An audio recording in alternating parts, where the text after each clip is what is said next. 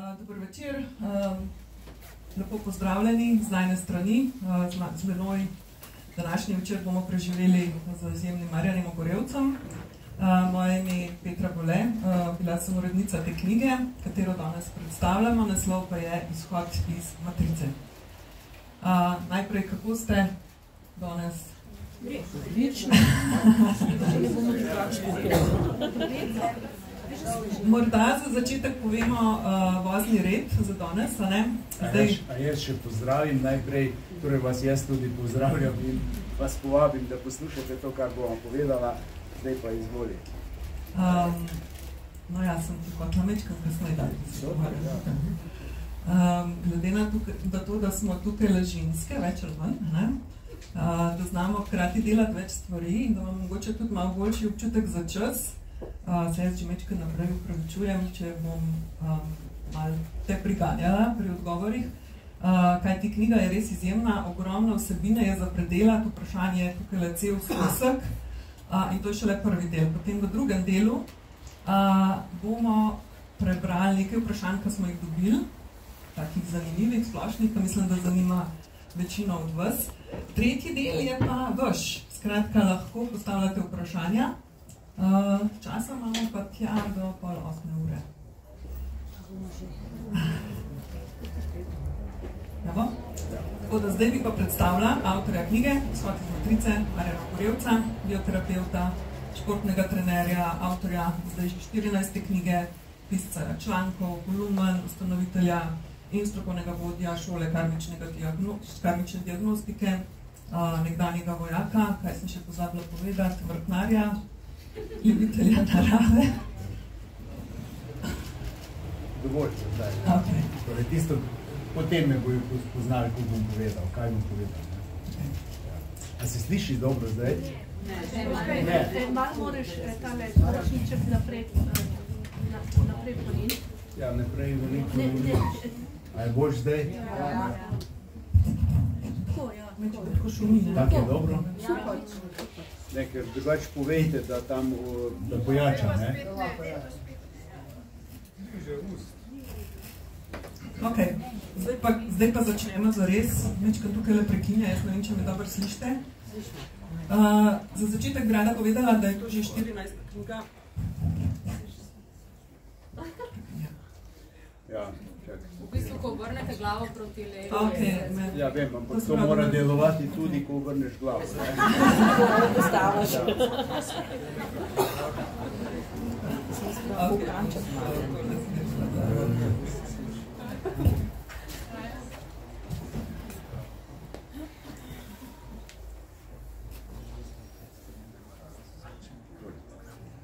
Zdaj za začetek bom prebrala tvoj rek z začetka knjige, prvega poglavja, in sicer si napisal takole.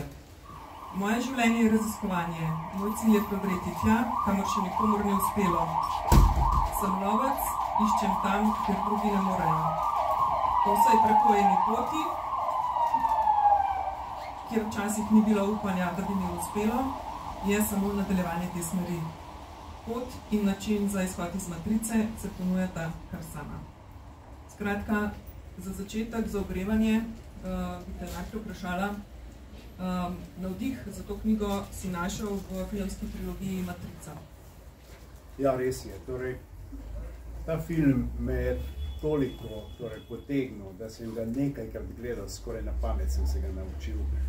In zelo dobro ponazarja, torej že toliko let nazaj so že tisti, ki so naredili režijo za ta film, so razumeli, kaj je matrica, so razumeli, kje smo ujeti in so to zelo dobro prikazali. Seveda, tisto, kar je v filmu prikazano kot, ali pa osebe, ki so prikazane kot resnične osebe, te sile, ki delujejo na ljudi, so prikazane tako, da jih lahko vidimo, v knjigi so pa nevidne, ampak jih opišem.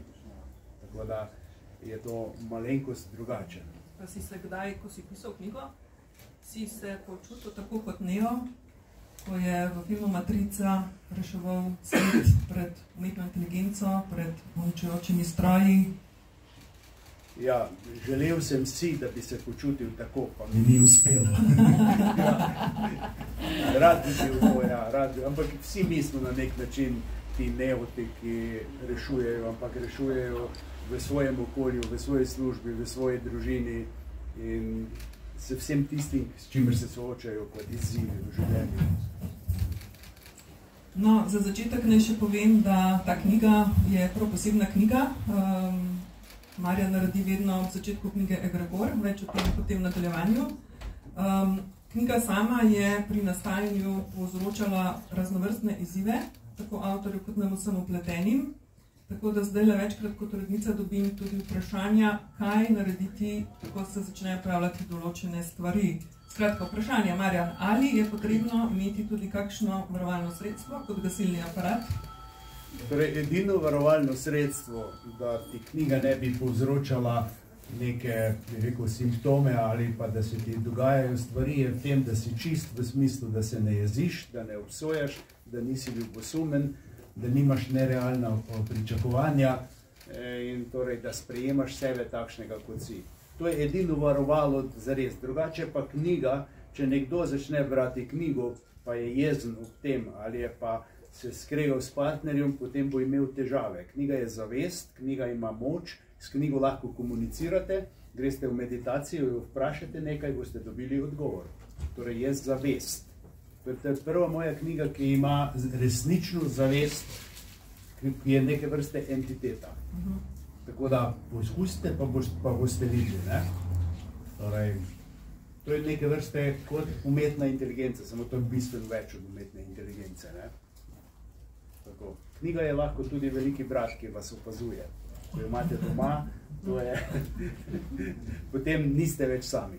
Ja. Kaj pa je bil namen, no? Ko Marjan predava tudi v šoli karmične diagnostike, kjer sem tudi sama učenka. Običajno so opozicije obrnjene, ne? Skratka, jaz sem na strani spraševalca, no, danes pa tukaj, ampak mislim, da bova kar v redu tole speljala. Ko začnemo predavanje, ko si začel predavanje prvič v šoli karmične diagnostike, si rekel, vse je namen, fokus, energija, manifestacija. Skratka, to je čarobna formula, ki pelje celotno naše življenje. Zdaj pa mi povej, kaj je bil namen te knjige? Zakaj? Torej, kadarkoli se lotim pisanja neke knjige, imam v prvi vrsti v mislih, knjiga mora biti napisana tako kvalitetno, tako natančna, tako razumljiva, da je dober učbenik za učence, ki jim predavam. Torej, bodoče terapevte karmične diagnostike. Potem je knjiga namenjena tistim, ki se zabavajo, ko to berejo. Tisti, ki to berejo kot pravljica. Potem je namenjena tistim, ki bodo se poglobili v knjigo. V knjigi je navedeno ogromno virov, v katere se lahko potem poglobite. Ne? Torej, se referiram na vire. O tem, kako je nastalo vesolje, imamo veliko teorij. Torej, najbolj enostavna teorija je teološka. Teologi nimajo s tem nobenih težav. Svet je ustvaril Bog, v 6 dnevi, 7. dan je počival in tu ni več kaj povedati. A je tako, se strinjate? Torej, to je najbolj enostavna. Ne? In za nekoga je ta najbolj pravilna. So pa še nekateri drugi avtori, kot naprimer tisti, ki zagovarjajo veliki pok, vendar tudi torej, da je vse nekoč nastalo z nekim velikim pokom, iz neke male mote, ki se je potem razširila in je nastal svet. Seveda, zato nimajo najbolj dobrih dokazov, tu se v znanost plete verski element znanosti. Veste, kaj je to? To je, ko znanstveniki nekaj ne morejo dokazati, ampak verjamejo, da je to tako in to razglasijo za znanstveno. Razglasijo za znanstveno, zakaj? Zato, ker je podpisal znanstvenik. To je verski element v znanosti in tega je veliko. In po vsej verjetnosti niti ne morejo vedeti tega, ne morejo dokazati, ker nišče tega ne more dokazati. Ne?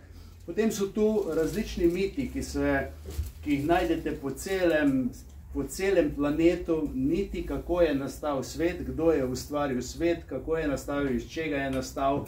Potem sem se razpisal v knjigi, imate tudi vire, po katerih si lahko pogledate več o mitih, ampak to ni toliko pomembno. Za mene bolj zanima vedno človek, kaj je človek. Morda še, če se vrnemo nazaj v vesolje, pa prav potem k človeku. Ja, okay. Še fraktale omenjaš, to se pravi, kako je sestavljeno vesolje. Torej, to pa znajo znanstveniki dokazati, torej, da je vesolje hologram, torej in funkcionira po hologramskem načelu. To pomeni, da je vse, karkoli se nahaja kjerkoli v vesolju, tudi tukaj. Torej, vsaka informacija je tudi tukaj in ni potrebno nikamer, da potuje informacija, ni potreben prenos energije, recimo to, kar delajo terapeuti nadaljavo, ker je vse že tam nekje in povsod. In vse to funkcionira tudi po fraktalnih načelih, torej matematično dokazanih fraktalnih načelih, torej tu pa ni verski element znanosti, to pa lahko dokažejo. In torej vse, kar je veliko, je v manjšem razmerju enako ali pa podobno tudi tistemu, kar je manjše. V naravi imamo te fraktale, ki jih mi lahko vidimo, sicer niso 100% natančni, ampak jih lahko vidimo, recimo brokoli, cela glavica brokoli ima eno formo, pa potem, ko vzamemo samo četrdino, je podobna in samo majhen košček in je spet podobno.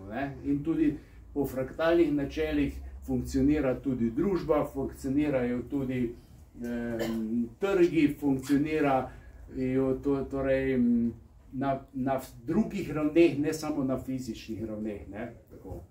No, pa če greva zdaj kar naprej k človeku, ko si ga omenjal prej, najprej začneš z umom, skratka, kakšno je to razmerje, človek, kaj se pojavlja pri tem? Torej, najprej bom povedal, kaj je človek, kaj je naša prava narava, po temu, kar meni drži vodo. Lahko ima nekdo drug tudi drugačen pristop.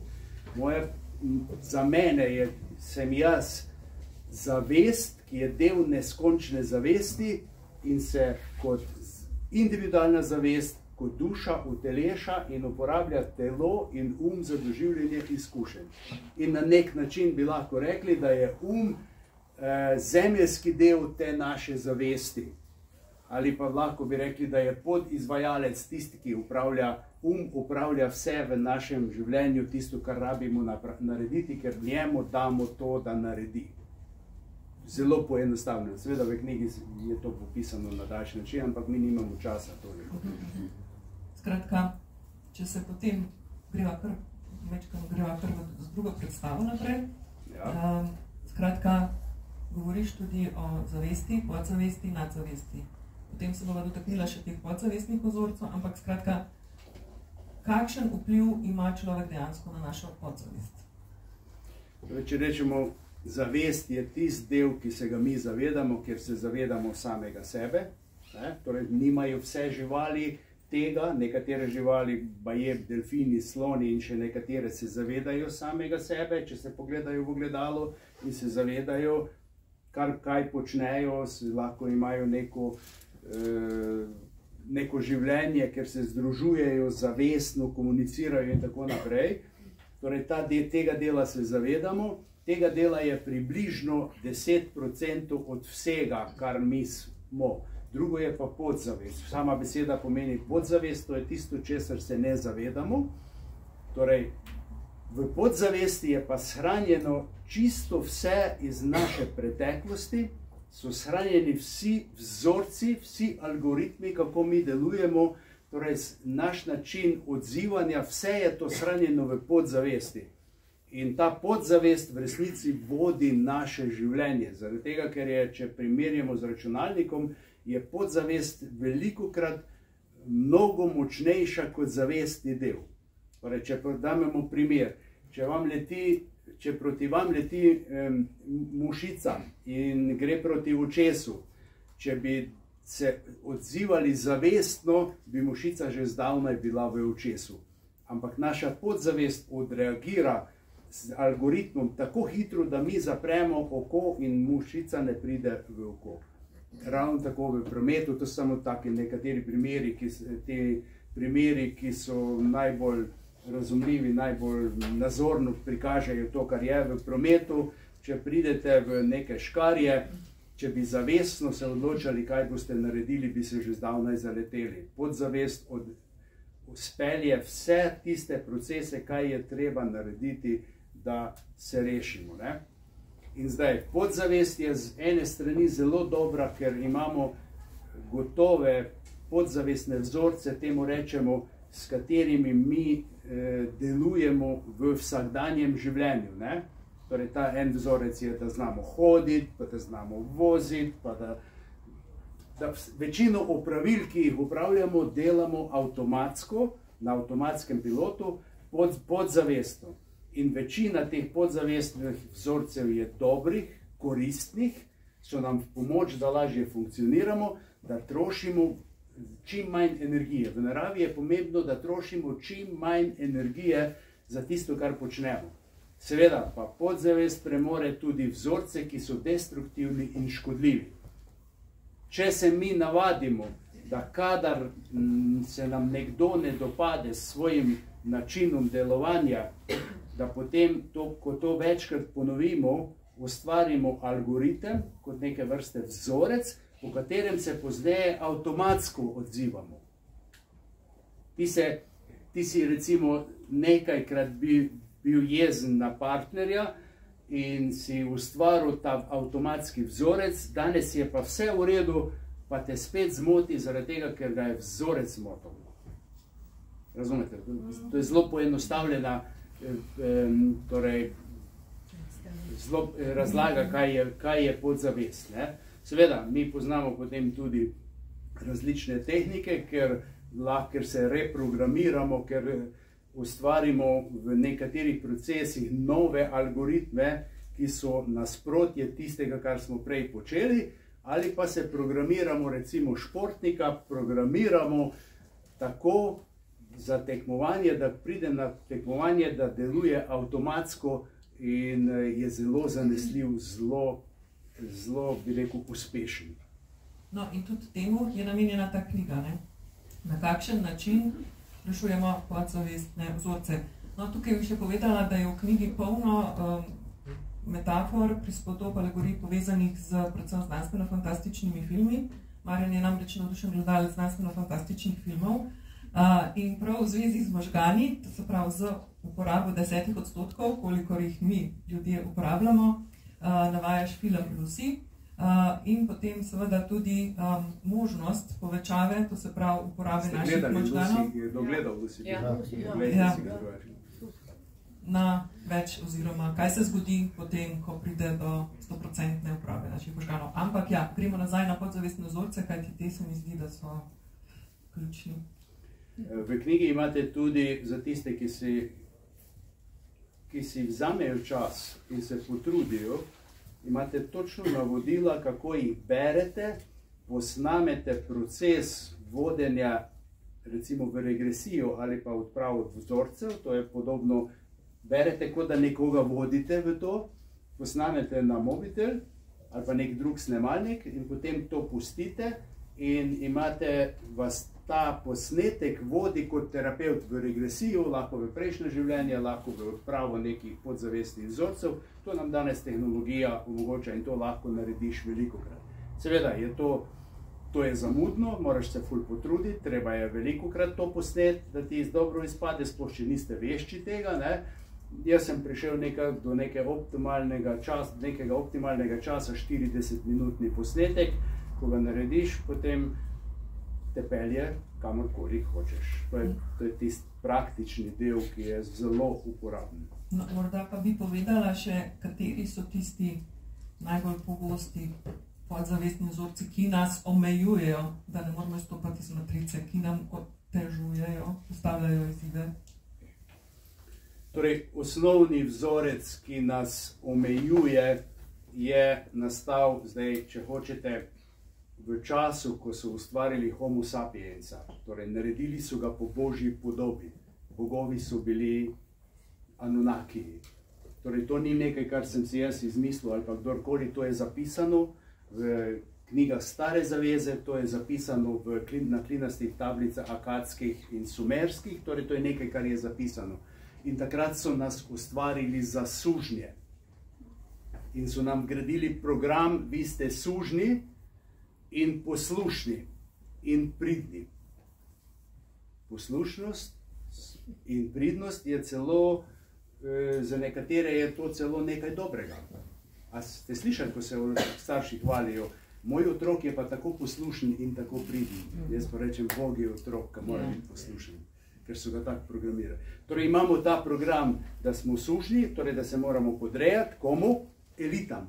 Elite pa so ustvarili zato, da nam vladajo. Elite so pa kraljevske, torej dinastijsko se prenašajo kraljevske družine, potem so to v verskih sistemih se prenaša, torej te verski vodje, potem so to neki bančniki, neki zelo močni ljudje na tem svetu, ki imajo pa program, mi smo nekaj več, mi smo elite. Kaj pomeni elita? El je človek, ki se je razglasil za Boga na zemlji. Elite so tista prva bojna linija, tisti ministranti okrog, torej na najvišjih ravneh, ki imajo od tega koristi, vsi ostali smo pa mi. To je en tak program. In ta program, torej ne rabite živeti z njim, v knjigi so navodila, kako greste in se osvobodite tega programa, da nimate več programa sužnja. A ni to fajn? Ja, no, probajte narediti, da boste videli, torej Petra je sodelovala pri tem, ker vse, kar smo v knjigi naredili, sem tudi prvo preizkusil na njej, tako da ja, pač, njej je bilo najmanj škoda takrat tistem času. Tudi program, torej to sicer ni za doma delati, ampak tudi program, kako razširiti možgane, povečati procent uporabe možganov, tako kot je v filmu Lucy. Ti pa lahko poveš, kaj se te dogaja. Morda kdaj drugič. Ja, ko se ti kar naenkrat razširi možgani, torej vidiš več, zaznavaš več in imaš občutek, da je tega toliko, da ne obvladuješ več. Torej, to so glavni, kar sem zdaj omenil, glavni ti podzavestni vzorci, ki nas držijo ujete, potem so pa še drugi vzorci, ki nas držijo ujete, kot pohled, kot odvisnost od tega, da moraš imeti, torej, da moraš biti prepoznaven in uspešen v družbi, odvisnost od tega, da zbirjaš da jih našteješ vsaj 3, potem si zadovoljen s tem, to je sicer za nekoga je to ok, ampak si odvisen. Čim ti nekdo nekaj da za tisto, kar počneš, si že odvisen. Če ti nekdo nekaj da. Torej, sedaj, ti si lahko popolnoma svoboden, pa se odločiš, da boš vseeno malo kalkuliral, pa da boš, daj mi to, jaz pa tebi dam navidezno nekaj, v resnici ti pa ne dam, svobode ti ne dam. Seveda, odvisnosti so tudi od denarja, predvsem od te uspešnosti in predvsem od tega, da bi bil prepoznaven, da bi ljudje, veste, kaj bi eni ljudje dali, da pridejo na televizijo? Vse bi dali, zato tega tudi televizija lahko funkcionira, tako da nikogar ne plača, ki pride na televizijo. Ker predvidevajo, da so vsi srečni, da pridejo gor. Ja. Tako kot na olimpijskih igrah športniki in trenerji niso plačani, ker predvidevajo, da so srečni, da grejo na olimpijske igre. Ja. No ja, vzorcev imamo pa še več, ne?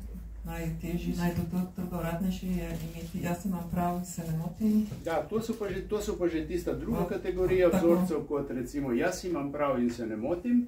To je program, to je algoritem in ljudje, tisti, ki imajo ta vzorec, tisti povsod želijo imeti prav, tisti vsiljujejo svoj prav drugim, tisti so nesrečni, če jih drugi ne poslušajo in če imate takšnega šefa, jaz imam prav in se ne motim, potem imate po vsej verjetnosti slabo karmo.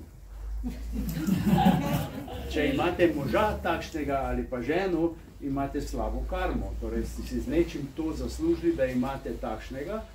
In ponavadi to je najbolj boleč vzorec, pravzaprav ne da se ga odstraniti, zato ker tisti, ki ima vzorec, jaz imam prav in se ne motim, tisti ne prizna, da ima ta vzorec. Na terapijah, verjemite, mogoče kdo od vas tudi tukaj, terapevt, ki pozna to, na terapijah človeku, ki ima ta vzorec, dokler ga ne odstranita skupaj, ne morete delati naprej terapijo. To je predvsem problem pri izobraženih, ker če pride na terapijo psiholog ali pa nekdo, ki ima sicer veliko znanja, ne bo priznal, da ima ta vzorec. Ampak sicer je ta vzorec zelo prisoten tudi pri ljudeh, ki so uspešni. Kajti oni imajo na nek način imajo torej podlago za to, torej sej, ja valjda, da imam prav, če sem pa uspešen, če sem veliko firmo ustvaril, če sem dober športnik, zaradi tega so včasih uspešni ljudje so lahko zelo težki po karakterju, športniki, sploh. No, pa mogoče potem v zadnjem, tretjem delu, če želite izvedeti, kateri so vaši podzavestni vzorci, vam lahko Marjan to pogleda, ampak to na koncu. Zdaj pa greva kar naprej in sicer se bova premaknila ko si pisal to knjigo, si marsikaj preizkusil na novo in to so bile tudi preboji, to se pravi v 4-dimenzionalno zavest, v 5-dimenzionalno zavest. Kako bi nam čisto preprosto povedal, kakšen svet je to, kakšna bitja tam živijo, kakšni so občutki, ko vstopaš ta svet? Skoraj pretežko vprašanje, ampak bom poskušal. Torej, ta naš materialni svet, ki mu rečemo lahko tudi trodimenzionalni svet, to je svet, ki ga mi zaznavamo z našimi 5 čutili. Torej, vse, kar za večino ljudi je to največ, kar obstaja, torej svet, ki ga mi zaznavamo s 5 čutili, je resničen svet. Ga potipamo, ga vidimo, ga vohamo, ga slišimo, čutimo na nek drugačen način.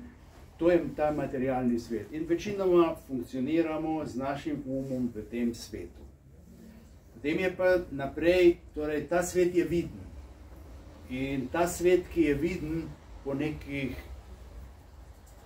ajmo reči, teorijah kvantnih znanstvenikov, je to 0,005% od vsega od sveta, kar obstaja.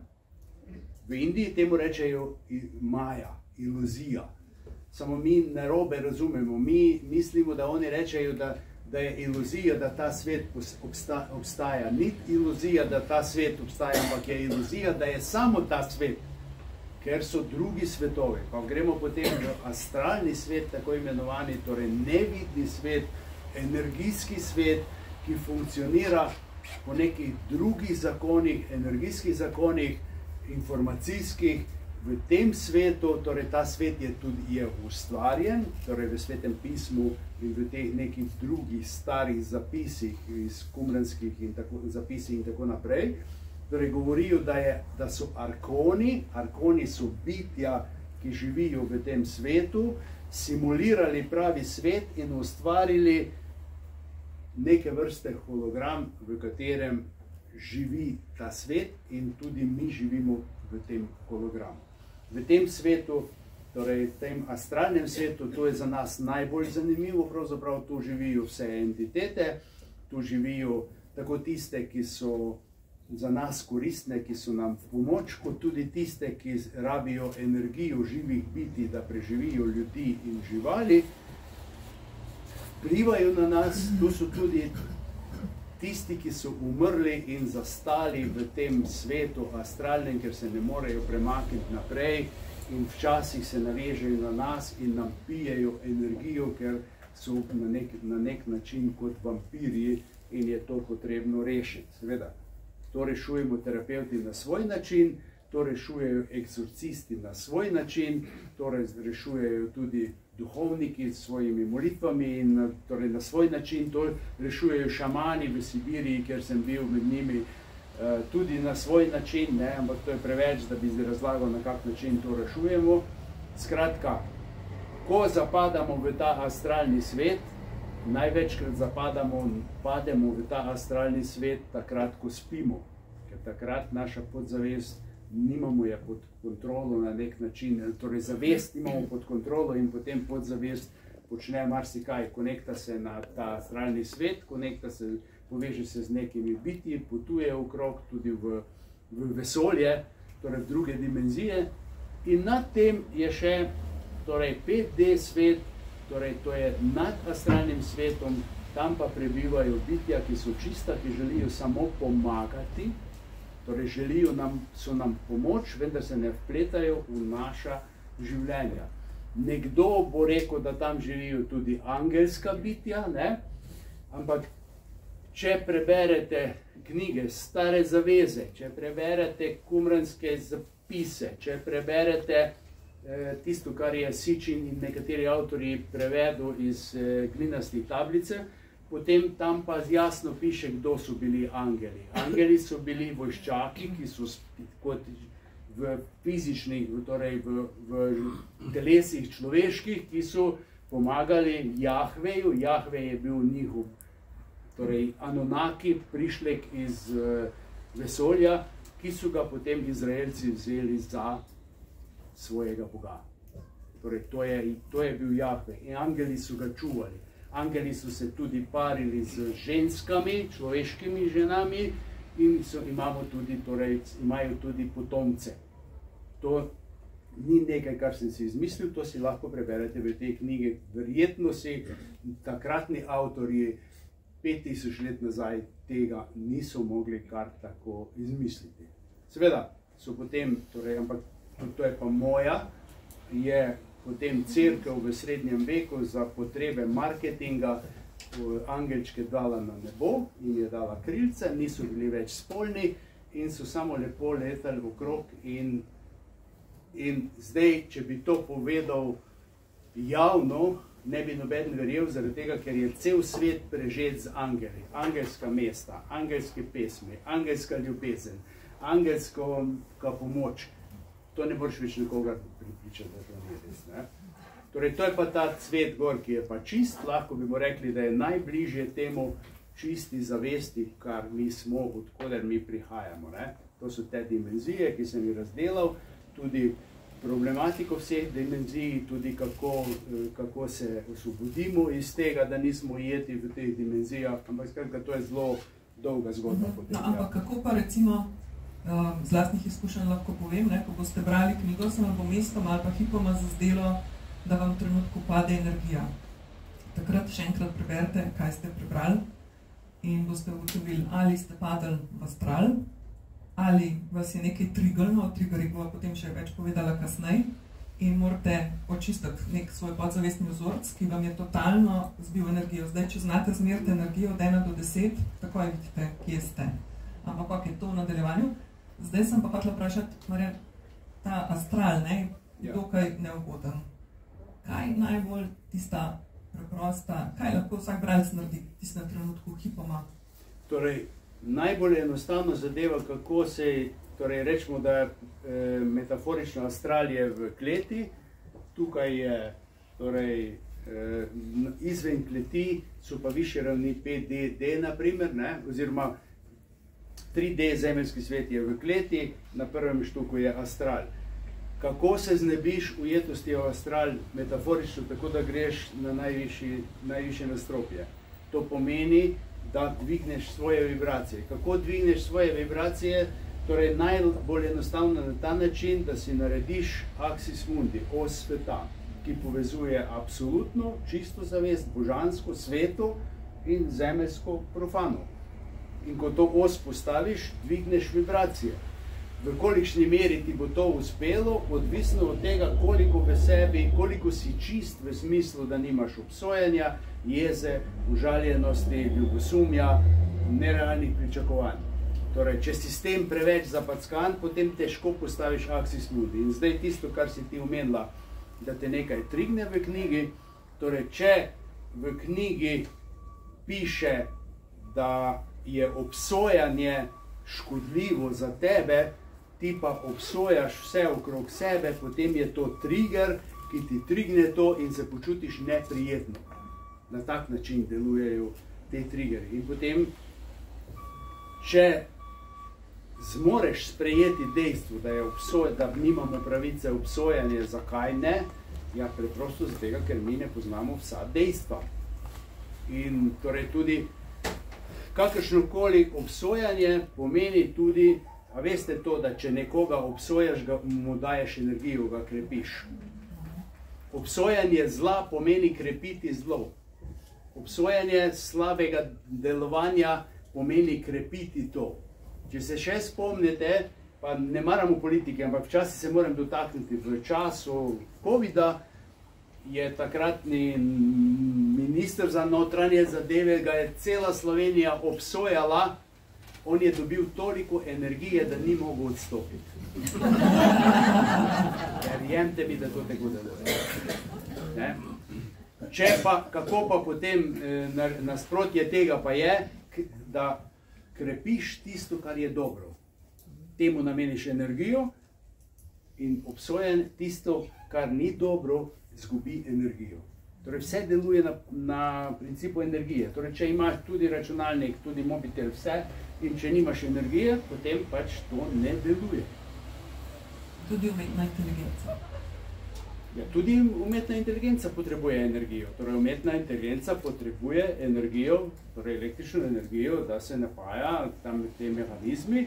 Razen umetne inteligence, v tem si pa od Davida Icka preberite, umetna inteligencija na astralu, ki so jo ustvarili Arkoni, ona pa se napaja z kozmično energijo, ki jo pridobiva na nek drug način. In tista najbolj, bi rekel, taka apokaliptična, torej predvidevanje apokaliptično po Davidu Icku je, da se umetna inteligenca na astralu že povezuje z našo umetno inteligenco in vpliva na nas. In da so ti arkoni, ta bitja, ki živijo v drugi dimenziji, že našli način, da vplivajo na nas preko umetne inteligence. To je to. Mimogrede, sem danes bral, torej ustvarili so že nekaj 100 na svetu, nekaj 100 žensk, ki je umetna inteligenca, ne? In vsaka je lepša od naslednje. In so se spomnili zdaj, da bojo naredili lepotno tekmovanje med njimi. Lepotno tekmovanje pa vodi komisija iz umetne inteligence in 2 živa človeka. Torej se bo tudi zabavala umetna inteligenca. Ja, super. Ok, gremo naprej. Zdaj smo šele pri 4. poglavju, namreč 4. poglavje je povzročalo vsem nam največ težav in preglavic, kajti tukaj govoriš največ o vseh vrstih ujetosti, nekaj tega sem že omenil. Pa morda tisto, kaj je, na kakšen način bi v bistvu potem naredili ta preboj, da se rešimo določenih omejitev in gremo ven iz matrice. Torej, najprej vsaka omejitev, ki se je želimo znebiti, jo moramo najprej v umu se to odločiti. Torej, najprej moramo prepoznati, da je nekaj škodljivo za mene. Če tega ne prepoznam, potem to ne bom tudi naredil, ker ni namena, ni odločitve, tega ne bom naredil. Postopki so v knjigi napisani, ampak ko ti se, na primer, si ujet v kredite in v teh kreditih boš ostal ujet, ampak če ti v glavi spremeniš, da nisi ujetnik, ampak da si izkoristil kredit za neke svoje namene, potem te ta kredit ne omejuje več, nisi več ujet.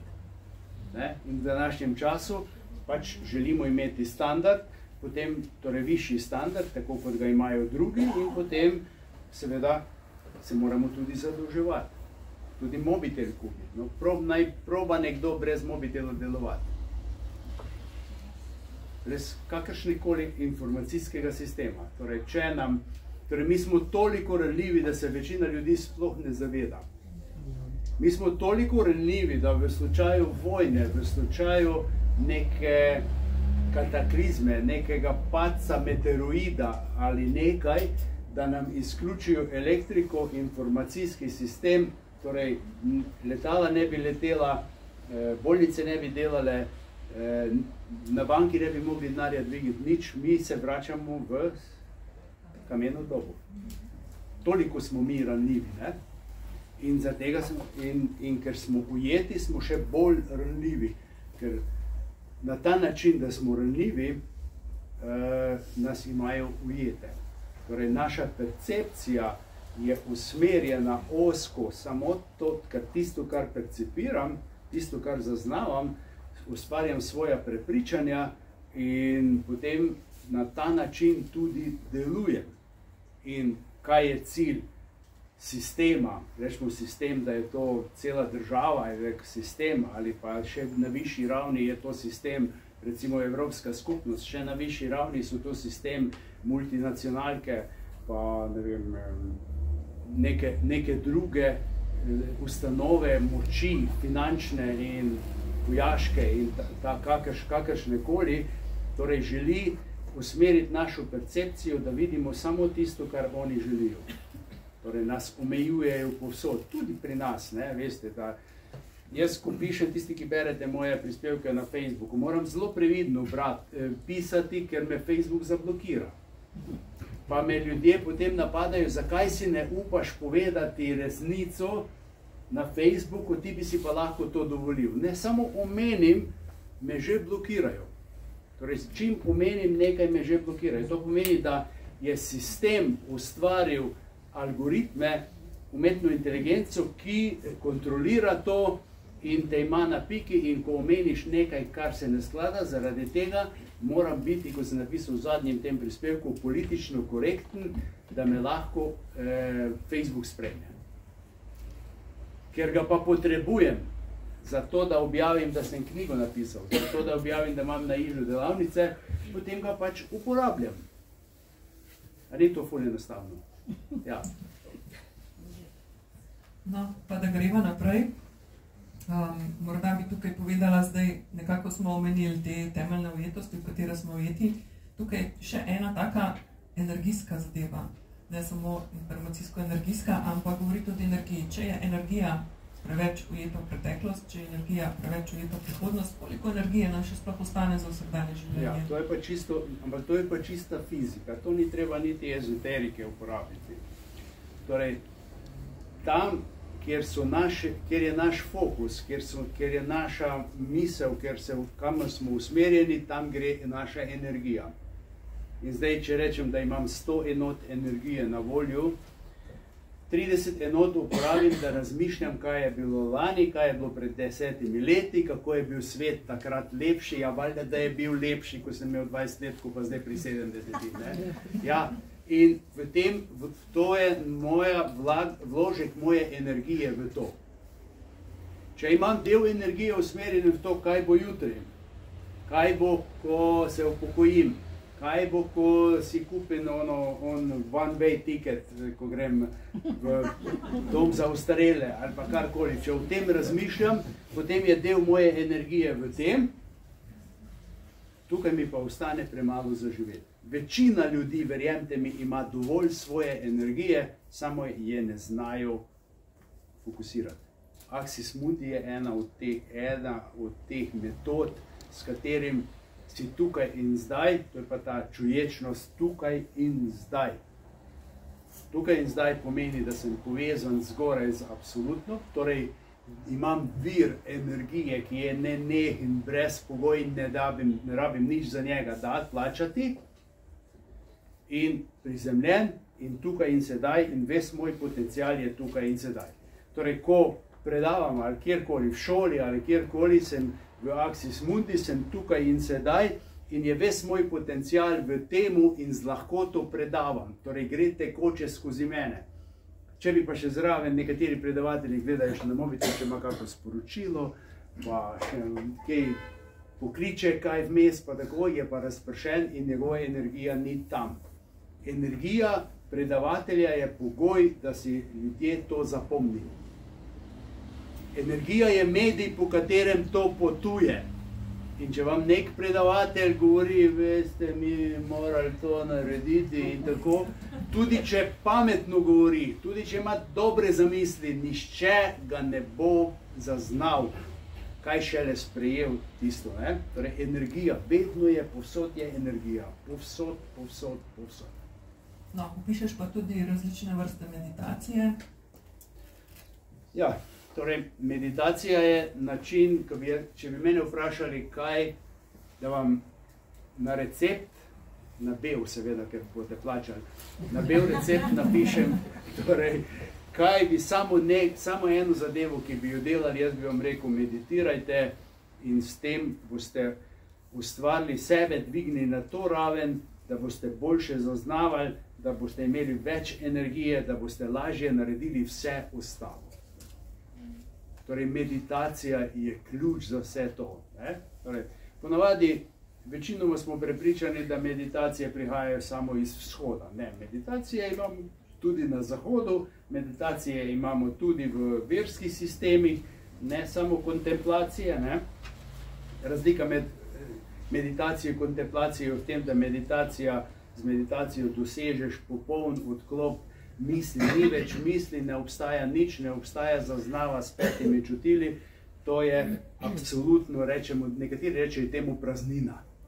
Ko ni več svetlobe, nič, ko ni nič. In to je popolno zavedanje, zavedaš se vsega, lahko ostaneš kolikor hočeš. V kontemplaciji pa razmišljaš o nečemu, o neki ideji, jo predeluješ, recimo Tesla je kontempliral neko idejo elektromotorja, ki ga bo ustvaril in je ga v kontemplaciji tako dodelal, da je samo inženirjem dal napotke, da so ga naredili. Ne? Tako tudi, jaz tako počnem tudi, ko se pripravljam za kako predavanje, recimo v šoli, simuliram predavanje, ga predelam v glavi, tako da lahko v šoli predavam brez kakršnih koli pripomočkov. To je to. In zdaj, prava meditacija je velik problem že tem, ker meditacija se ne da opisati. Lažje se da opisati, kaj meditacija ni. Meditacija ni koncentracija na nekaj, na neko podobo, na svečo ali karkoli. Meditacija ni razmišljanje o nečem. Meditacija je stanje, ko je popolna praznina. To pa dosežemo najlažje z mantrami. Transcendentalna, integralna, pa še neke druge mantre so, zato ker je mantra direktno pride v podzavest in v podzavesti ustvarja stanje, ki je neodvisno od našega razmišljanja, misli izginejo, zelo poenostavljam, in pademo v to stanje. Seveda moramo redno meditirati, ne? Torej, vaja dela mojstra pod pogojem, če mojster dela vajo. Pa to še ni dovolj. Če samo mojster dela vajo, potem postane obrtnik, povprečnež. Če pa mojster dela vajo in ves čas razmišlja, kako bo naredil boljše, z čim manj vložka energije, potem je pa umetnik. Torej, eno je obrtnik, drugo je pa umetnik. Nekateri ljudje so umetniki, drugi so pa obrtniki. In nič ni narobe tudi z obrtnikem, ker jih rabimo, da nam ploščice položijo, da nam elektriko potegnejo po vajti, tudi to je v redu. No, omenjaš tudi še nekatere druge tehnike za pridobitev energije, kot je tantra in tako naprej. Zelo dragocen pa je proces, postopek, ki ga opišeš in ni namenjen samo terapevtom, ampak vsem nam navadnim smrtnikom. Na kakšen način v bistvu razrešujemo določene težave znotraj svoje podzavesti, na kakšen način vstopamo v regresijo in na ta način živimo bolje in lepše. Treba je omeniti, da tako. Torej, tisto, kar želimo spremeniti v fizičnem svetu, tem svetu, čvrstem svetu, lahko naredimo v kakršnem koli stanju zavesti. Torej, jaz sem lahko v slabem stanju zavesti, v slabem stanju sicer jezen, užaljen, karkoli, jaz to mizo lahko primem in jo predstavim nekam drugam. Če želimo v podzavesti spreminjati vzorce, ki so moteči za nas, kot naprimer odreagiram z užaljenostjo, z jezo, z obsojanjem, potem se moram dvigniti na višjo raven zavesti. To pa naredim ali v meditaciji, ali s pomočjo Axis Munde, ali s pomočjo dihanja, recimo svetlobe, kar noter opisujem, da pridemo na višjo raven zavesti, torej na višje nadstropje. Na tem višjem nadstropju so pa te vzorci in jih prepoznamo in razrešimo. seveda, če se loti tega posameznik, ki ni vešč v tem, ki se ni pripravljen potruditi, bo to težje naredil, lahko greste pa tudi k nekem terapevtu, ampak verjemite mi, jaz sem samouk v vsemu, vse, kar sem napisal, vse, kar sem ustvaril, in tisto največ velja, do česa se sam dokupiš. Včasih porabim 1 leto, da bi neko novo zamisel dodelal, preveril, če deluje, da bi jo potem v šoli povedal za 10 minut. In če sem se jaz namatral s tem, ne rabijo drugi učenci, oni to dobijo na lažji način, njihova odgovornost pa je, da to predajo naprej in da to uporabijo, pa morda celo nadgradijo. To je evolucija, ne samo da plonkamo. Tradicija je sicer dobra, tradicionalisti pravijo, tisto, kar je bilo nekoč, to moramo gojiti in na isti način vse delati, vendar tradicija ne vodi k napredku. Ne na vseh področjih, seveda, ne? Sej, tradicija na ravni kulture, na področju kulture je tradicija dobrodošla. Se je tradicija pravzaprav našo identiteto, recimo naroda, vzdržuje, ali pa kako bi temu rekel, ne? Ja. Ok, mislim, da sva počasi prišla do konca knjige. Veliko nisva povedala, ampak to je na vas bralcih, da sami odkrijete. No, letošnje leto je zate prav posebno, prelomno, po 10 letih namreč. Pa nam povej, morda za konec, kakšne načrte imaš naprej? Ja, vsekakor 15. knjiga, ne? Namreč, ko sem pisal to knjigo, že pol leta sem jo sam pisal, potem sem Petru povabil, da bi bila urednica. V resnici povedal, nisem vedel, kakva urednica bo, nisem vedel, ali je dovolj sposobna za to, seveda sem bil navdušen potem. In ko je ona pregledala tisto zapisano, je ugotovila, da je to preveč za eno knjigo, ne? Za tega ta knjiga bolj tanka, zdaj, ne? Smo dala smo na polovico in en del sem v tej knjigi zapisal, drugi del pa bom dodelal čez 1 leto, bo knjiga zunaj. No, tudi jaz si želim, Marjan, da bom v 70-letnici imela na polici na 4 knjige napisane, tako kot jih imam do sedaj, ampak 15. Ja. Dobra motivacija. Ne, vedno kadarkoli nekaj, če nekaj počneš s tem, da si motiviran, da te vleče naprej, da si radoveden, ali pa, kako rečemo po slovensko, vedoželjen, ne? To je lepa beseda, vedoželjen, da se ne zadovoljiš s tistim, kar si dosegel, potem je pot sama odprta in niso važna leta, nič, ne? Torej, in če ob tem še ugotoviš, da ljudje radi berejo knjige, to je pa nasploh, ne? Ja, to je pa nasploh in za moj ego dobi, se nahrani moj ego, se ful nahrani s tem, ne? Tako, ja. In tudi finančno, ne? Mislim, da lahko stvarjam nove knjige. Jaz sem samo založnik, ne? Tako da... Ok, sva prvi del Fertik.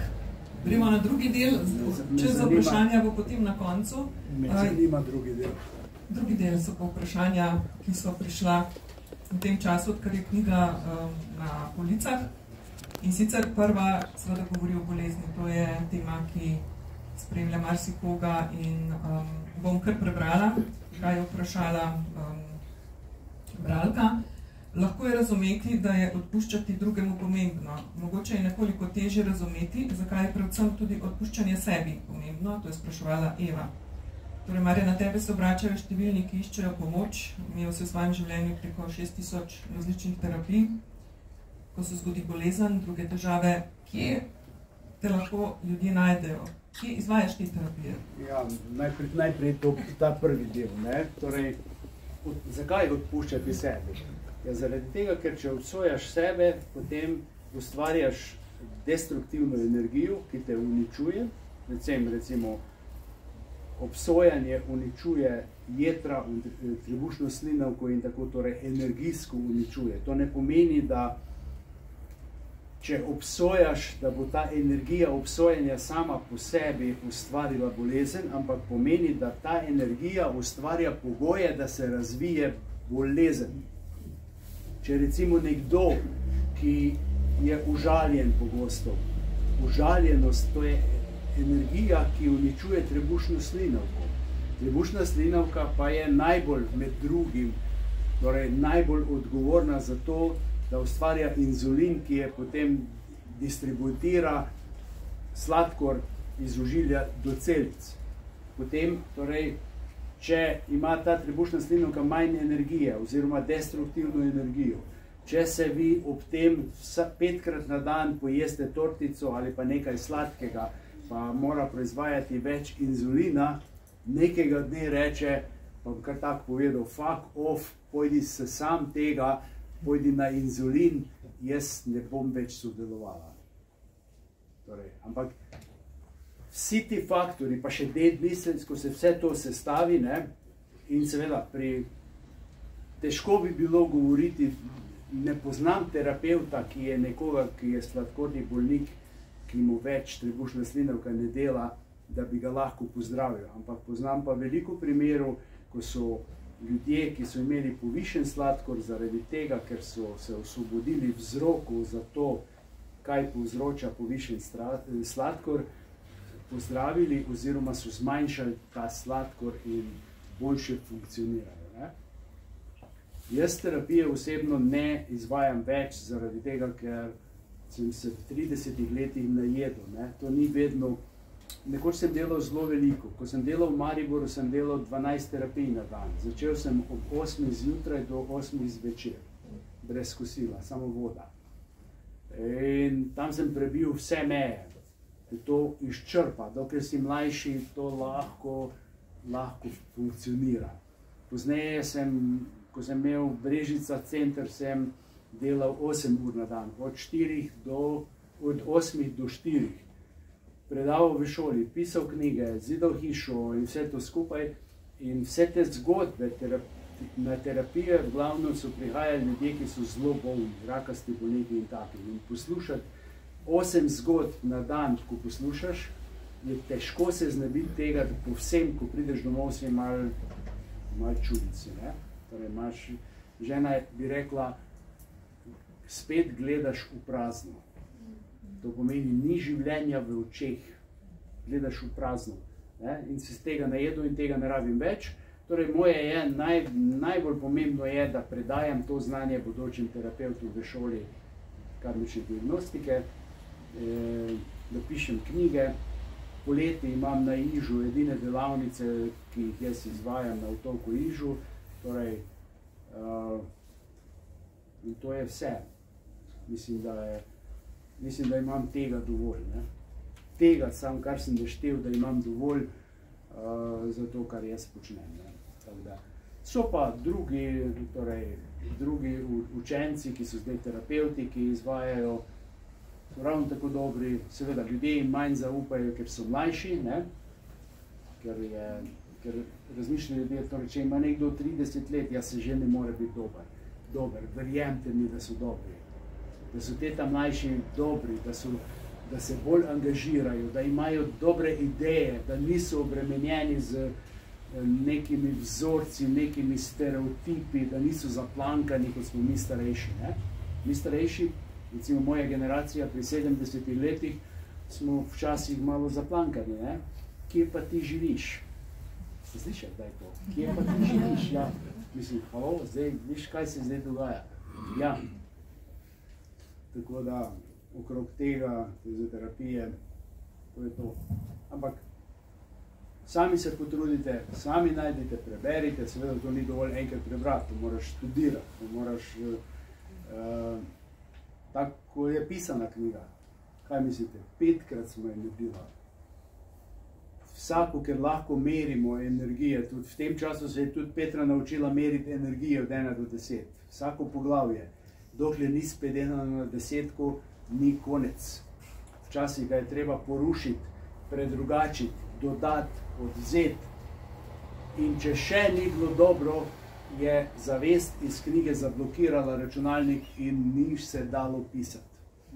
to ne morete verjeti. Ne? To tisti, ki je čist zemeljski, sploh ne more verjeti, da se računalnik zaustavi. Odstranimo, spet dela normalno. Ja, mogoče res, ko boste brali, se poskušajte povezati z zavestjo knjige in jo boste začutili, da živa energija in vam bo povedal. Mislim, lahko jo vprašate, karkoli dobite odgovor. V bistvu si že odgovor vmečkrat nakazal naslednje vprašanje, ki govori o izgorelosti. In sicer to sprašuje Katka. Služba, družina, otroci, mož, kariera, korak do izgorelosti. Kaj svetuješ? Ti praviš, tistega, kar lahko pustiš za jutri, ne naredi danes, kajti jutri tega morda ne boš več potreboval.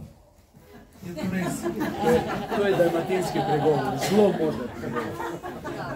Torej, vse, kar lahko pustiš, pusti za jutri, jutri pa ugotoviš, da tega sploh ni potrebno. Nič, ne? Ampak v biti je potrebno razumeti, kaj je izgorelost in kaj je stres. Torej, stresni odziv se dogaja na vse, kar mi doživljamo kemično, fizično, psihološko, nekaj, na kar nismo navajeni, nismo na to prilagojeni, dobimo stresni odziv. Rečemo temu, da so to stresorji, potem imamo stresni odziv. Stresni odziv je pa tako fiziološki kot psihološki in če ta izziv ni premočan, potem se mi adaptiramo, prilagajamo, da smo z naslednjič, ko velikokrat to ponovimo, vse kos vse večjim in večjim izzivom. Tisti trenutek, ko nismo več kos izzivu, ko je to za nas premočno, fizično, torej tisti, ki hodi, ki veliko piva spije, ko ni več kos 10 piv, je to za njega stres, ki ga ne povrne, ker se organizem ne povrne, tako hecam se, ampak je dejansko v tem psihološko, potem pa ta izziv ni več izziv, ampak je stresna situacija. Stres pa povzroča, torej gledano energijsko, nam takrat, ko sem pod stresom, recimo, da me sedaj nekaj napade, da imam predavanje, ki mu nisem kos, potem se torej moj organizem vso energijo vzame imunskemu sistemu, prebavnemu sistemu, sistemu delitev celic in uporabi za kaj? Zato, da dvigne pripravljenost organizma za ta izziv. In če smo dolgo časa pod premočnim izzivom, potem pa pride do izgorelosti. Izgorelost je pa dejansko tudi fiziološka. Nadledvične žleze nastradajo, posledično tudi ledvica in prebava slabše deluje, imunski sistem slabše deluje, vse skupaj in izgorelost potrebuje dalj časa okrevanja. V knjigi je več o tem napisano, ampak mislim, da je to dovolj, da to razumemo. Zdaj pa, problem je v tem, da mnogi mislijo, da so kos vsem izzivom, katerim so kos tudi drugi. Pa niso. Torej, nismo vsi za vse dovolj usposobljeni. Mi ne moremo biti vrhunski športniki, ne moremo preteči maraton, ker za to nismo pripravljeni. Lahko ga pretečete, ampak boste padli v tak stres, da ne boste prišli en mesec k sebi. Jaz pravim, da recimo ti maratoni so zelo fajn. Vendar, to ni za človeka starega 80 ali 90 let, ko se radi pohvalijo po televiziji, zato ker on je toliko poškodoval svoj sistem z maratonom, verjemite mi, da bo okreval dolgo časa in bo to pomagalo, da bo prej umrl, ne pozneje. Rusi so dokazali v svoji študiji, da vsak prekomerni šport ali rekreacija ali vrhunski šport je škodljiv za organizem. In te ljudje so oni so vzeli eno populacijo starosti 60 let, da so bolj zdravi tisti, ki se nikoli niso s športom ukvarjali, kot tisti, ki so bili v vrhunskem športu in ste šli v vrhunske rekreacije. Ker so iztrošeni, sklepi so iztrošeni, ta imunski sistem je iztrošen, nadledvične žleze so iztrošene, ker se morajo aktivirati bolj, da se aktivirajo, mislim, da zadovoljijo te potrebe adaptacije in tako naprej. Seveda, se bom to samo nametal tako na hitro, ker je In seveda lahko vidite, tisti, ki razume ta mehanizem, lahko vidi, recimo, kako človek v stresu, ko delujemo v stresu, nismo več povezani zgoraj spodaj, ne moremo več uporabiti svojega potencijala in je naš organizem v totalni blokadi. Pa vzamete zdaj, ne bom imenovala, ena naša političarka, ki se je razglasila, da bo v Bruslu zavzela neko mesto, ne vem koga tam gor, in je šla v Bruselj razlagati z znanjem angleščine, ki je podobno kot moje, torej, ne znam govoriti, s tem, da se je zlagala, da je izbrana in tako naprej, in je že bila pod stresom in še zdaj včasih prikažejo njen posnetek, ki je grozljivka, torej tipičen primer, lahko bi šolski primer rekli, kako deluje človek, ki je pod neobvladljivim stresom, ker vse zablokira. Ok, gremo zdaj k zadnjemu vprašanju, potem pa na tretji del, kjer ste pa navrstili, tako da kar korajžno popravite vprašanja, kar vas zanima. Zadnje vprašanje pa je postavila gospa Helena in sicer ona pa pravi takole, govori o ljubezni. Pravi pa takole, moja želja po spolnosti je večja kot moževa, v njej namreč neskončno uživam, ampak zaradi tega imam slabe občutke. Ne vem, kaj narediti, sem kot v začaranem krogu, piše, kaj svetuješ?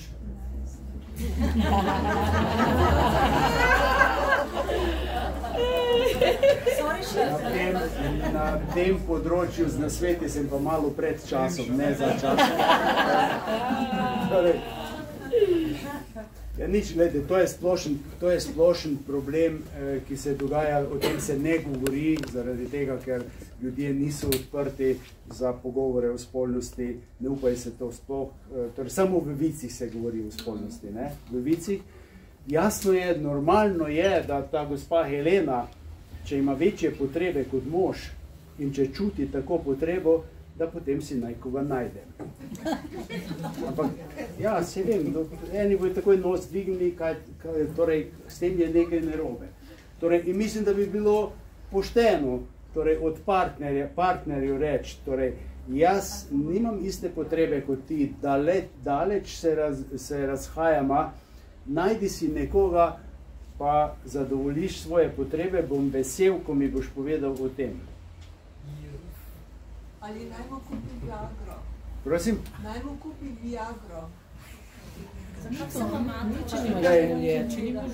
To ni, Viagra je zelo škodljiva za organizem, zaradi tega, ker izčrpa organizem brez potrebe. To je veliko stvari, torej ni to. Ti si zdaj seveda prenesla to, kot da je samo možev problem, lahko je tudi ženski problem, ampak to je zelo široka tema, o njej bi se dalo govoriti, malo si preberite ono mojo knjigo, kako se že imenuje, Popolna združitev v tantričnem odnosu. Ja, tam si lahko to problematiko malo vidite, malo pogledate, tako za nekoga je šokantna, bo šokantna, ne? Nekdo lahko to sprejme in to je tudi najmočnejše orodje za pridobivanje energije na Zemlji. Seveda je narobe razumljena in tantra pravzaprav, da bi se šli tantre, večina ljudi nima pogojev. Prvi pogoj je, da se mi dva popolnoma spoštujeva, da smo popolnoma ravnopravna, da si ne lastiva en drugega, da smo popolnoma odprta, da nimamo nobenih vzorcev, ki naj omejuje v tem. Ampak takšen odnos, tudi vsak odnos brez tantre bi bil popoln, pa se strinjam. Torej, biti popoln odnos pomeni že, da imam pogoje za tantrični odnos, potem je pa še samo razumevanje, torej poenostavljeno, tantrični odnos božansko energijo absolutno v odnosu okrepi, ustvarja energijo blaženosti in je širi v okolje. 2 stavki, drugače pa knjigo preberite, res, mislim, ja. Torej, to je to. In še enkrat, za tantrični odnos večina nima pogojev. Zato, ker večina ljudi nima pogojev v normalnem odnosu. Spoštljivost, enakopravnost in vse to skupaj. Ne. Za konec vic, ki sem ga pred parimi dnevi slišal, torej pravi prijateljica, ločujem se. Zakaj se ločujeta? Zaradi verskega razhajanja. Pa kaj je problem? On misli, da je Bog.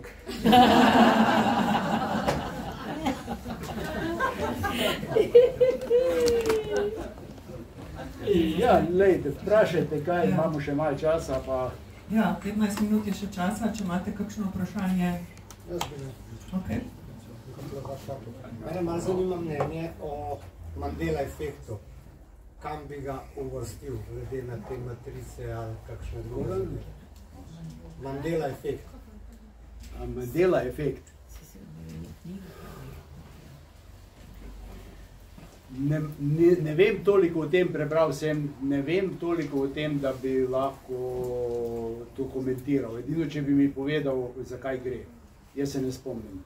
Prav, različni ljudje si za sveto trdijo oziroma vejo o nekem dogodku, da se je zgodil, zgodovina za nazaj se spremeni. Naprimer, zato se imenuje Mandela efekt. Pol države za sveto trdi, da je bil v zaporu toliko in toliko časa in pol umrl, potem je pa kar ven prišel in tako naprej. Sam teh primerov je veliko, zdaj pa je to preskok. Toliko, koliko jaz vem o tem, torej poskusi sicer na manjših vzorcih kažejo na to, da lahko torej vsak dogodek, vse, kar se je kdajkoli zgodilo, je zapisano. Kje je zapisano? Nekateri rečejo v Akaši, nekateri rečejo v informacijskem energijskem polju, nekateri rečejo v tem oblaku, cloudu, torej vseeno je za isto stvar, gre je zapisano.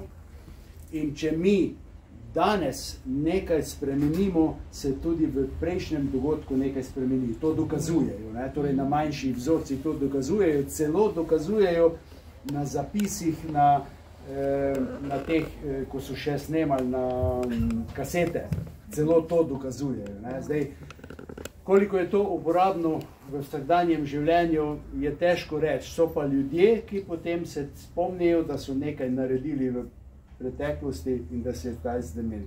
Ampak definitivno, če menjaš preteklost, se menja tvoja prihodnost. Torej, če sem jaz v preteklosti deloval destruktivno, potem to odpravim. Da bi odpravil, moram ozavestiti, moram se, če treba pokesati, moram reči, žal mi je, moram reči, torej, se na nek način ozavestiti, da to ni bilo prav. Če tega ne ozavestim, da to ni bilo prav, nič ne šteje. Ne? In se potem moja prihodnost spremeni, zato ker mi je moj odnos sedaj drugačen do tega. Celo v tem, to je sicer zelo široka, dolga tema, ampak ko sem raziskoval za matrico, sem naletel na to, torej predvidevajo celo, da je možno, torej kvantni fiziki, kvantni mehaniki, tisti, ki pač sodelujejo, ne vsi, ne, seveda niso vsi na isti ravni, da tisti ljudje, ki prihajajo, kot danes je definitivno dokazano, da iz drugih dimenzij prihajajo na raznih letečih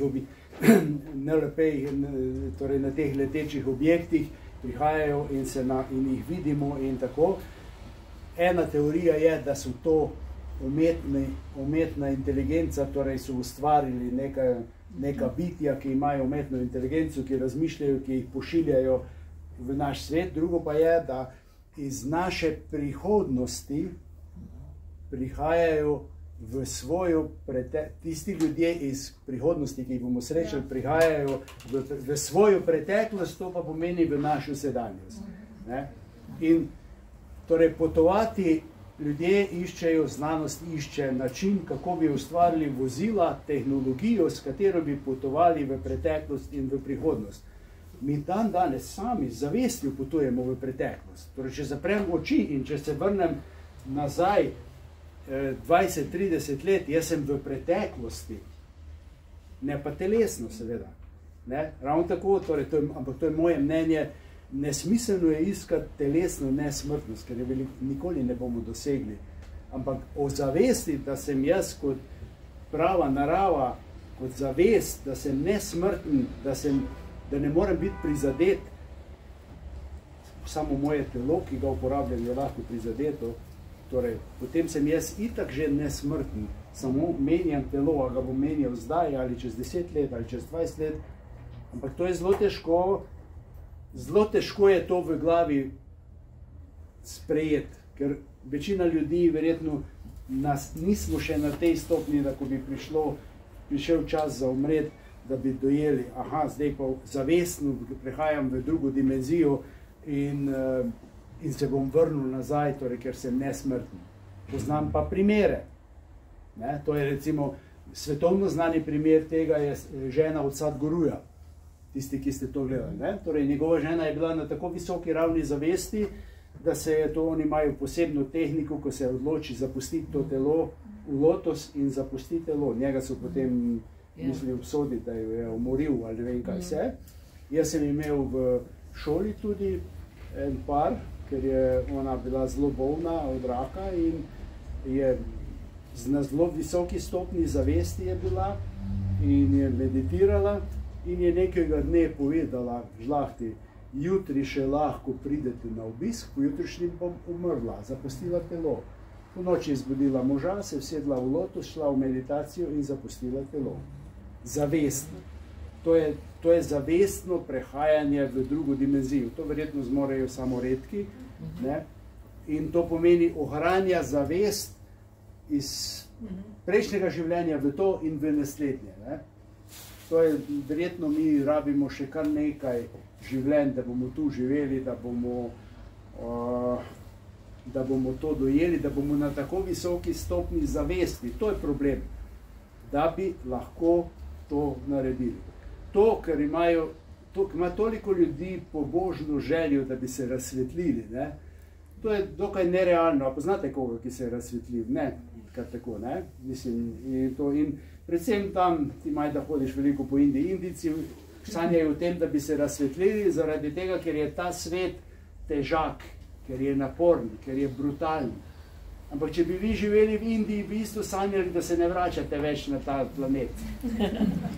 Da ostanete gor. Mi se pa še bomo. Ja, jaz se želim vračati se na ta planet. To je tukaj fajn. Nikjer, jaz imam resnično doživete, ozaveščenje življenja tudi v drugih dimenzijah. Nikjer nimajo refoška, pa dobrega sira, pa paradižnika z olivnim oljem in tako naprej. Tega ni nikjer na svetu. Samo pri nas. Pol pa nekaj človek prši nazaj. Ja. To, da imajo gor v drugi dimenziji take brezspolne punce, ni to, ne? Si imela še kaj? Jaz imam eno vprašanje. V principu ogledala in tega, kako pravzaprav se odslikuje oziroma v naše življenje prihaja tisto, kar naj bi ti pravzaprav vibriral in na kakšen način, ker včasih se ljudje temu opremo, pa rečemo, jaz ne morem za to prevzeti odgovornosti, ampak načeloma naj bi jo in kako bi potem to, kar pride, tudi čim hitreje obrnil, a se moraš fokusirati pri sebi na drugačne aspekte, pri drugi osebi na pozitivne aspekte, kako bi človek obrnil to? Ja, ta princip ogledala, ja, metaforično to pomeni, ne, da mi okolje kaže tisto, kar je v moji notranjosti. Poenostavljam. Če imam tu ogledalo in sem jaz umazan, neurejen in se pogledam v ogledalo, pa rečem, povalej, kako frizuro imaš, moral biti frizerki, ne? To je moja slika. In kako razrešiti to sliko? Ja, da grem k frizerki, da se umijem, da se oblečem in pogledam se ogledalo, zdaj pa čisto drugo. A je tako? Zelo poenostavljam, seveda, ne? Torej, da se spreminjam, torej tisto, kar je v meni, tisto lahko zaznam zunaj, tisto lahko vidim na zunaj. Torej, če vi nimate v možganih, v centrih za vid barve, potem vi ne boste videli zunaj barve, zato ker barve, zvok, to je samo elektromagnetna energija določenih vibracij, določene valovne dolžine, ki pride v naše oko, oko je pošle po živcu v centre, center pa to zaznava in reče, aha, to je rdeča barva. ker jo imamo v glavi. Če bi me nekdo naučil, da je to plava barva, bi rekel, to je plava barva. Razumete? Torej vse imamo notri in potem mi prepoznavamo glede na to. Tako da tudi nekdo, ki vidi povsod zlo, ja, valjda, da ima zlo v sebi, se ga drugače ne more videti, kako bi ga prepoznal. Ampak zato ni kriv. In zato ne rabi prevzemati, ni potrebno prevzeti odgovornost, ampak potrebno se je ozavestiti, zavedati, zbuditi se. Potrebno se je zbuditi, da vidiš, kaj to je in da se potem odločiš, a boš spreminjal ali boš pa živel še tako naprej. Če ti gre dobro v življenju, če je vse ok, ne rabiš nič spreminjati. Drugače se pa moraš zbuditi, ali te pa življenje zbudi. To je ena taka zgodba, ki pravi, v Parizu pod mostom spi berač, blizu vode, in sanja. Sanja, da je prišla punca z Mercedesom, se zaustavila, ga je nagovorila in je rekla, a greš z menoj, te odpeljem domov. Sanja. Pripelje ga domov in reče, glej, tu se stuširaš, tu greš, on še vedno sanja, tu greš v poslu, pa počakaš mene, da pridem, on še vedno sanja. In pride ta punca v sanjah in mu reče, daj se malo pomakni tam, da je še za mene mesto. In je padel v vodo, seveda, ja. Ni več sanjal, Tako mi pogosto sanjamo zadeve, ki niso realne. Ampak niso realne v odnosu do drugih stvari, do tega sveta. Ampak če si ti živiš v sanjah, potem je to za tebe realni svet, doživljaš ga. Tist, ki je zasvojen z igricami, tist živi v tem svetu in tist to doživlja kot realni svet, zaradi tega, ker je dokazano znanstveno. Ko igra nekdo igrice, se ustvarjajo dopamin, serotonin, oksicitin, to so vse nevrotransmiterji, ki ustvarjajo užitek v možganih in ustvarjajo zasvojenost. In potem te vleče še bolj igraj. Vsaka zasvojenost ima isti princip. Nagrajeni so možgani. Možgane pa ne briga, ali je to škodljivo, ali boš zaradi tega bankrotiral, ali se boš uničil z alkoholom ali z drogom. Drugo, vse, kar se dogaja, torej, če vi vozite bicikl ali pa avto, ali pa streljate, ali pa karkoli, potem se v telesu dogaja tudi fiziološki odziv. Hormoni se pokrenejo, spreminja se torej, kemija v krvi in vse to skupaj. Če igrate igrice in v igrici vozite avtomobil in streljate, se v vašem telesu dogaja ista kemija. Tako da, ko gledate mulce doma, ko igrajo, vedite, da je to za njih realnost. Kako spremenimo realnost? To dela v magiji, iluzionisti to delajo. Torej, če zaznavam s 5 čutili, mi on mora ponuditi nekaj, kar bo torej zablokiralo 5 čutil, mi ponudi zvok, mi ponudi sliko, mi ponudi neko zgodbo ali pa karkoli in to ponudi tudi v igricah, joystick, očala, slušalke in izklopi tvoja čutila ali pa čutila tistega, ki igra in se priklopi na ona druga čutila. Energija je podobna kot v realnem doživljenju. Seveda, to je ta svet, v katerem nekateri želijo živeti in ne grejo ven. Poznam fanta, mi smo na Ižu, ko smo iskali hišo za kupiti, je en bil dol iz Trogirja, je rekel, moj fant 20 let že ne gre iz sobe, razen pride jest, pa v WC gre. 20 let samo igrice igra. Nič drugega ne dela. On je povsem zasvojen, cele dneve je notri, on se s tem napaja. In tako bomo nekoč, danes je tehnologija že to omogoča, da bomo vstopali v interaktivne holograme, v kateri bomo sodelovali interaktivno. Torej jaz vlagam, dobivam, kupujem, poslujem, seksam, če hočete, vse to tam noter naredim. Ti, ljubica moja, kar pojdi spat, ker si tečna, jaz grem pa v hologram seksati. To je za tisto gospo rožitev. Recimo, ja. Evo, to je za tisto gospo rožitev. Ja! Gospo, ki ledo rešitev. Tako je navedeva. Kdo bo še kaj vprašal? Še eno vprašanje, potem Kdo ima vprašanje? zadnjo vprašanje. Vprašaj. Prej, ko si omenil 5 čutov, nekje sem slišal, da bi bila 6. čut logomišljija, ne? Kaj je to pomembno? Šesti čut je tisti, ki ni več telesni čut. Torej, vse, kar ni več telesno, torej mi imamo 5 čutil, s katerimi zaznavamo svet in jih potrebujemo. Imamo pa še 6. čut, torej ali temu rečemo domišljija, ali temu rečemo jasnovidnost. Torej, vidimo in zaznavamo in merimo lahko, mi, ki smo izurjeni v nevidnem svetu, energije, vibracije, vzorce beremo in tako naprej. Obstaja še 7. čut, to je iz bioergonomije, integralne bioergonomije, torej, ki pa zaznava senzori naveka.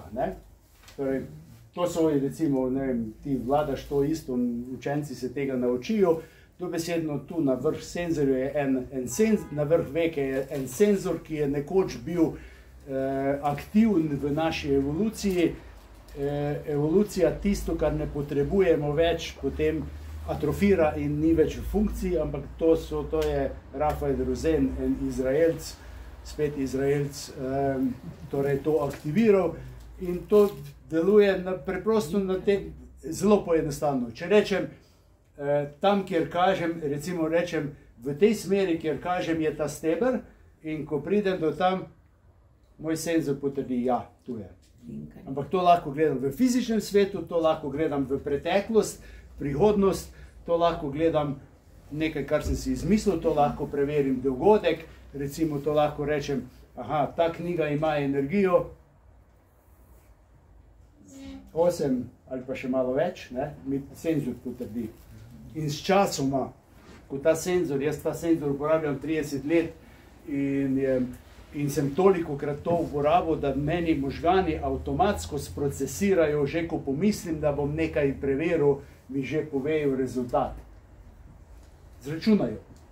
Možgani so torej biološki kvantni računalnik, ki je torej računalnik, ki ga sedaj poskušajo kopirati s kvantnim računalnikom, pa še vedno niso dosegli neke zadeve, ki jih pa človek zmore. Zato, ker človek je boljši, vedno bo boljši od računalnika, zaradi tega, ker vidi smisel, zaradi tega, ker se zaveda, kdo je, kam gre, odkot prihaja. Tega nikoli umetna inteligenca, ker je to stroj. Kakorkoli pogledate, je to stroj.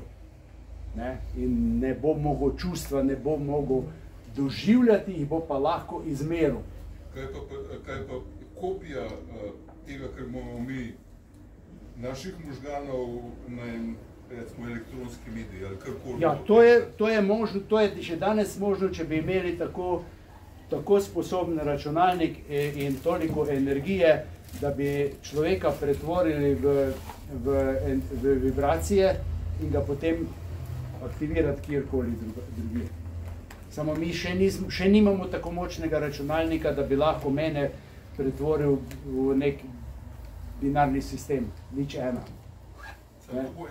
Ko bo to, potem bojo samo predstavili v nekega kiborga, predstavili bojo tvoje možgane, to je cilj transhumanistov, ustvariti človeka, ki je nesmrten. To je nova religija. Umetna inteligenca jim je pa torej Bog transhumanizma. To je tako. Čeprav pravijo, da umetna inteligenca si ne zasluži ime inteligenca, zato ker inteligentna je narava. Inteligenca pomeni, da nekaj ustvarjaš, da razumeš, da zamisliš, da čutiš in da ustvarjaš. Ona pa ne zna ustvarjati, ona pa računa. Ja, to je pa čist nekaj drugega zadeva. Ok, jaz bi zaključila s citatom Bertolta Brechta. Knjiga je orožje, vzemite jo v roko in vaše življenje bo lepše. Verjemite mi. Hvala.